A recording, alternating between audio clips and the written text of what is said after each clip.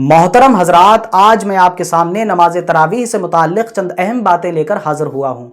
Tirmidhi शरीफ की हदीस है कि नबी पाक सल्लल्लाहु अलैहि वसल्लम ने रमज़ानुल मुबारक के आखिरी अशरे की ताक रातों में 3 दिन नमाज तरावीह पढ़ने का एहतिमाम फरमाया। इस हदीस को नकल करने के बाद इमाम तिरमिज़ी फरमाते हैं कि तरावीह की रकात में अहले इल्म का इख्तलाफ है। अहले मदीना 41 रकात नमाज तरावीह पढ़ने के कायल हैं।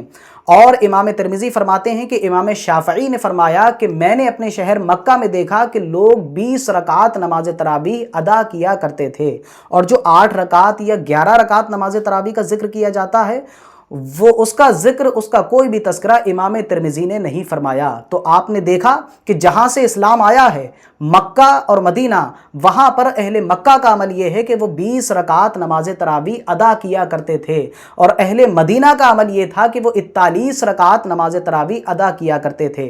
इसके बाद इमाम तिरमिज़ी फरमाते हैं कि अक्सरियत अहले इल्म की ऐसी है कि जो 20 रकात नमाज तरावीह पढ़ने की कायल है, और उसके पास दलील क्या है? वो दलील बनाती है हज़रत उमर फ़ारूक रज़ियल्लाहु ताला अन्हु की रिवायत को और हज़रत मौला अली करमल्लाहु वजहुल करीम की रिवायत को।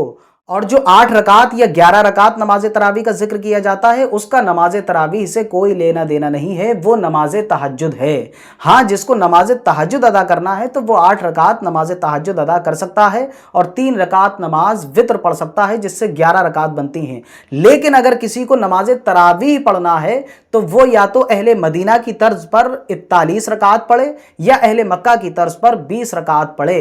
किन्हीं और रकात का तस्करा अहादीस मुबारका में मौजूद नहीं है।